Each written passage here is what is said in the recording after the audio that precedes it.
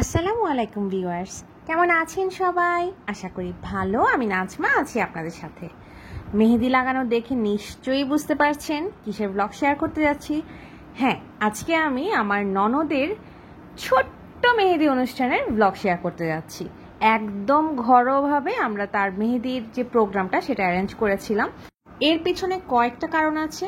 প্রথম কারণ হচ্ছে আমাদের যে বর, তার মানে হচ্ছে আরিফের হচ্ছে মেহেদি অনুষ্ঠান খুব একটা পছন্দ না। মানে ঘটা করে আমরা যেটা হলুদের অনুষ্ঠান বলি সেটা তার পছন্দ না। তো তার ওই পছন্দের প্রতি সম্মান জানাতে গিয়েই আমাদের এই ডিসিশন। তো যাই হোক, শুরু করছি আজকের ব্লগ। আজকের ব্লগে মেহেদি অনুষ্ঠানের পাশাপাশি আপনারা জানতে পারবেন আরিফ কি করে, যেটা আপনারা বেশ কয়েকজন আমাকে জিজ্ঞাসা করেছেন, বা আরিফের পরিচয় কি, তার বাড়ি কোথায়, ইচ অ্যান্ড এভরিথিং। আচ্ছা, মেহেদি আমি একদিন আগে দিয়ে দিয়েছিলাম, কারণ দুটো। মেহেদি অনুষ্ঠানের দিন যদি আমি মেহেদি লাগাতে যাই সেক্ষেত্রে হচ্ছে অনেক লেট হয়ে যেতে পারে, সবার লাগানোতে একটু হ্যাসেল হয়ে যেতে পারে, আর কালারটাও হয়তো একটু আমি পারফেক্ট যে কালারটা সেটা আমি পাবো না। আচ্ছা, মেহেদি কে লাগিয়েছে? মেহেদির জন্য আমি সিলেক্ট করেছি, আমি অ্যাকচুয়ালি পোস্ট দিয়েছিলাম, আপনারা হয়তো দেখেছেন, ফাতেমাস মেহেদি আপুর পেজটাকে আমি সিলেক্ট করেছি রিকমেন্ডেশন বাই তুর্না, মানে আমার ফ্রেন্ড। প্লাস আপনাদেরও অনেকেই আমাকে ওখানে ট্যাগ দিয়েছেন, যার কারণে আমি এটা দেখতে পাই। এর বাইরেও অনেকে আমার কাছে ইন্ডিভিজুয়ালি মেসেজ পাঠিয়েছেন যে আপনারা উইদাউট এনি কস্ট আমাকে মেহেন্দিটা লাগাতে চান। কিন্তু আমি আসলে সব কিছু চিন্তা করে আপুকে সিলেক্ট করেছি। আর মেহেদিটাও আপুর ওখান থেকে নেয়া, আপনারা অলরেডি ডিজাইন দেখেছেন, বউয়ের হাতে ডিজাইনটা একটু পরেই দেখতে পাবেন। তো আমরা এখন রেডি হয়ে গেছি, রেডি হয়ে আমরা চলে এসেছি আরমানের বাসায়, মানে হচ্ছে আমার মেঝো দেবরের বাসায়। এখানেই আমরা ছোটখাটো আয়োজনটা করতে যাচ্ছি। তো আমাদের ছোট্ট বুড়ি ইলহামকে দেখতে পাচ্ছেন, যে যথেষ্ট মিশুক মাশাল্লাহ, এবং যথেষ্ট কি বলবো, মানে বসো, এটা খাও, এটা নাও, মানে হচ্ছে শুধু সে খেলে হবে না, সবাইকে খেতে হবে। শুধু সে বসলে হবে না, সবাইকে বসতে হবে। তো মোটামুটি আমরা সবাই যাওয়ার পরে টুকটাক একটু খাওয়া দাওয়া হলো, গল্প সল্প শুরু হলো। মাসুমের বউ মানে মনিরা ততক্ষণে চলে এসছে, আফনান আর ওয়াসনা বসে গল্প করছিল, আফনানের নানু মামি এরাও এসছে। তো সবাই মিলে গল্প করছে। আর আমাদের বড় জামাইকে দেখতে পাচ্ছেন, মানে রায়হানকে, আর আমার সেজো দেবরকে দেখতে পাচ্ছেন, আর তার কোলে হচ্ছে আব্দুল্লাহ, আমার সেজো দেবরের ছেলে। আচ্ছা, তো শারমিন হচ্ছে, আমরা বললাম যে আচ্ছা একটু রেডি হও, অ্যাটলিস্ট অনুষ্ঠান বড় না হোক, ছোট তো, নিজেরা নিজেদের মতো একটু মজা করি। তো শারমিন রেডি হয়ে গেছে। ওর এই শাড়িটা হচ্ছে আমরা নিয়েছিলাম, আপনারা দেখেছেন যে শপিংয়ের যে ব্লগটা ছিল ওখানে। তো আরমানের বাসার বাহিরে, মানে মেজর বাসার বাহিরে হচ্ছে পরিবেশটা খুব সুন্দর, তো যার কারণে ছবি তোলার খুব সুন্দর সুন্দর প্লেস ওখানে আছে। বাট আনফর্চুনেটলি অনেক রাত হয়ে গেছিল, ছবি খুব একটা ভালো আসছিল না, ভিডিও খুব একটা ভালো আসছিল না। আমি আমার মতো করে যতটুকু পেরেছি আমরা নিয়েছি, মানে একটু ছবি টবি তুলেছি। আচ্ছা, এবার আমি আসল কথায় আসি, যেটার জন্য আপনারা অনেক অধীর আগ্রহে বসে আছেন। বর মানে হচ্ছে আরিফ কি করে বা তার বাড়ি কোথায়? আরিফের বাড়ি হচ্ছে নোয়াখালী। তার যদিও ছোট থেকে বড় হওয়া চট্টগ্রামে, কিন্তু তার আসল বাড়ি হচ্ছে নোয়াখালী। এবং আরিফ এখন কি করে এটা জানতে চাচ্ছিলেন অনেকে, বর কি করে, আমার ইউটিউবে কমেন্ট এসেছে, আমি যেটা দেখলাম। আমি বলেছিলাম যে আপু ব্লগে বলবো।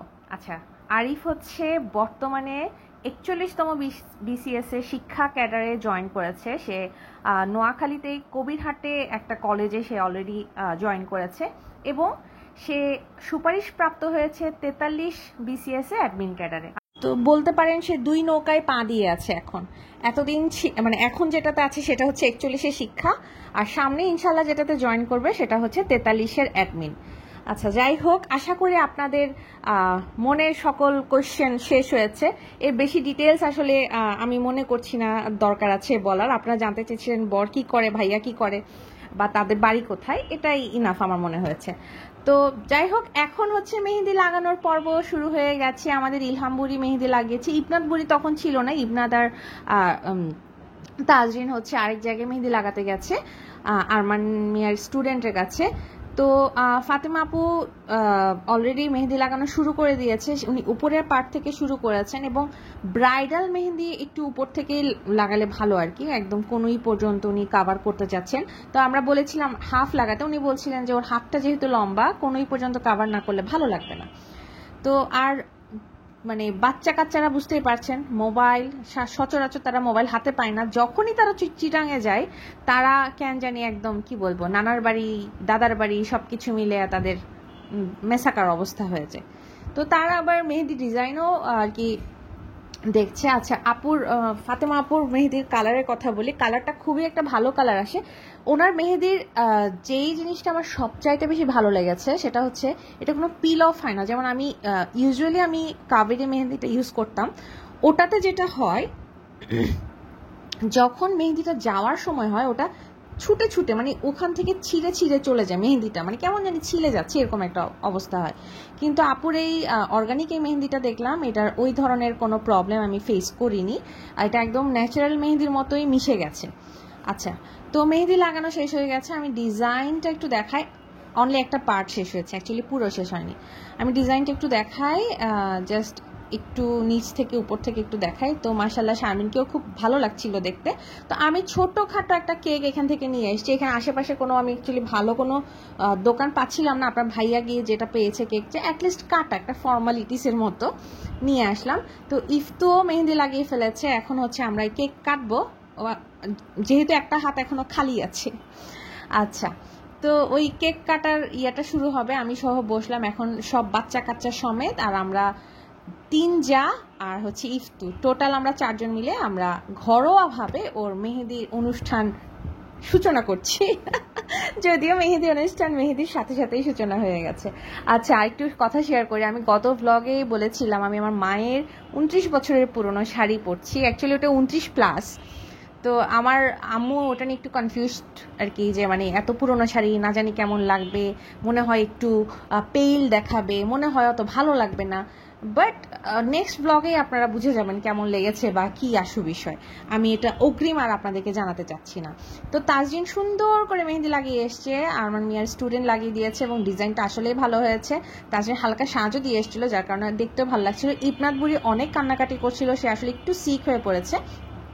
তো এখন হচ্ছে বাচ্চা কাচ্চা পার্টি, কারো ফুপ্পি কারো খালামণি আর হচ্ছে এখন অনুষ্ঠান হবে, তারা কেক খাবে, এটাই হচ্ছে তাদের সবচাইতে মজার বিষয়। তো এই যে প্রোগ্রামগুলো এগুলো আসলে আমাদের কিছুই না, মানে আমাদের তো একটা সময় ছিল আমি মেহেদি অনুষ্ঠান নিয়ে আমি খুবই সুপার এক্সাইটেড থাকতাম, ইভেন আমি নিজের মেহেদি অনুষ্ঠান বা নিজের হলুদ অনুষ্ঠান অনেক ভালোভাবে করার চেষ্টা করেছি। বাট এখন যেটা হয়েছে এটা অ্যাকচুয়ালি বয়সের কারণে কিনা জানি না, ওই এক্সাইটমেন্টটা এখন আর আসে না। আচ্ছা এখানে হচ্ছে এখন ওদের 2 ভাইকে দেখতে পাচ্ছেন, পারভেজ এবং আরমান। তো বাকি যে যারা আছে তারা মহাব্যস্ত, মাসুমকে ডাকলাম সে চলে গেল কোন দিকে জানি আর ছোটন ব্যস্ত ছিল যার কারণে আর ওভাবে ভিডিওতে আসা হয়নি। তো ভাবলাম আচ্ছা এদেরই তুলি। তো আপনারা অনেকেই জানতে চেয়েছেন আরমান এখন কেমন আছে। আলহামদুলিল্লাহ সে আগে থেকে ভালো, বাট এখনও মাঝে মধ্যে তার ব্যথাটা উঠছে, যেটা আমাদের জন্য একটু মন খারাপের বিষয়। স্বাভাবিক, বেচারা এত বছর ধরে প্রায় 1 বছরের বেশি হয়ে গেছে কষ্ট পাচ্ছে, তো জিনিসটা তো ভালো লাগে না। মানে ব্যাপারটা এমন যে যেই হোক পরিবারে কেউ একজন অসুস্থ হলেই ব্যাপারটা আর ভালো লাগে না। আচ্ছা এখন হচ্ছে আমার টুনটুনিরা ফুপ্পির পাশে বসে কেক খাচ্ছে, তাদের তো মূল আকর্ষণ ওটাই কেক খাওয়া। তো শারমিনের মেহেদি এই সাইডটা মোটামুটি প্রায় শুকিয়ে যাওয়া অবস্থা, এরপর সে অন্য সাইডগুলোতে লাগাবে এবং আমরা খাওয়া দাওয়া করব। খাওয়া দাওয়া বলতে একেবারে ঘরোয়া আয়োজন, যেহেতু মেহেদির অনুষ্ঠানটা আমরা একদম ঘরোয়াভাবে করেছি তো সব কিছুই বুঝতে পারছেন, সব কিছুতেই ঘরোয়া আমেজ। তো একটা সময় ছিল যখন আমরা এইসব অনুষ্ঠানগুলো গ্রামে করতাম, আমার মনে হয় ওই সময়গুলো দি বেস্ট ছিল। আমার এখনও মনে আছে ছোটোবেলায় আমার কাজিনদের, আমার মামাতো বোনদের হলুদের প্রোগ্রাম হতো আমার নানা বাড়িতে, সুন্দর আয়োজন হতো। মামাদের ছোট মানে প্রোগ্রামগুলো সব হচ্ছে গায়ে হলুদের প্রোগ্রাম, এখন তো সব কিছু কমিউনিটি সেন্টারে হয়ে যায়, বাট ওই সময়টা অ্যাকচুয়ালি একদম ডিফারেন্ট ছিল। তো মনে হয় যে ওই সময়টা একটু বেশি মজা ছিল, যদিও অনেক কষ্টের, বিশেষ করে যারা ঘরের মহিলারা আছেন তাদেরকে অনেক বেশি কষ্ট করতে হয়। তো যাই হোক এখন হচ্ছে মোটামুটি রান্নাবান্না শেষ, এখন সবাই মিলে খাওয়া দাওয়া করবো। খাওয়া দাওয়ার টেবিলে অলরেডি সবাই বসে গেছে, আর নাম দেখতে পাচ্ছেন আরিফ তো মেহেদি লাগানো শেষ, এখন হচ্ছে টুকটাক একটু ফটোশ্যুট করে আমরা ক্ষমা দিব আজকের জন্য, কারণ নেক্সট দিনেই বিয়ে, সো সবাইকে ঘুমাতেও হবে, আদারওয়াইজ দেখা যাবে পরদিন সবাই ঝিমাচ্ছে। এবং আগদের প্রোগ্রামটা বিয়ের দিন দুপুরবেলা আর কি, মানে হচ্ছে জুমার পরপরে হয়ে যাওয়ার প্ল্যান হয়ে গেছে, সো ওইভাবে সবাই প্রিপারেশন নিচ্ছে। তা আমরা এখন একটু ফটোশ্যুট করব সবাই মিলে, আমি, ওয়াসনা, ইউসরা, ইফতু আর হচ্ছে শারমিন, সবাই একটু রং ঢং করলাম। আচ্ছা বলেন, নিজেদের প্রোগ্রাম হোক, ছোট প্রোগ্রাম হোক, একটু রং ঢং না করলে কি চলে? আচ্ছা, সে যাই হোক, আশা করি আপনাদের এই আমাদের ঘরোয়া এই ছোট্ট অনুষ্ঠানটা ভালো লেগেছে, সেই সাথে আপনারা আপনাদের প্রশ্নের উত্তরও পেয়ে গেছেন। নেক্সট ব্লগ ইনশাল্লাহ বিয়ের ব্লগ, যদিও কেমন লাগবে আমি জানি না, আশা করছি ভালো লাগবে। আপাতত আমি ব্লগটা এখানে শেষ করছি, সবাই ভালো থাকবেন, সবাইকে আল্লাহ হাফেজ, আসসালামু আলাইকুম।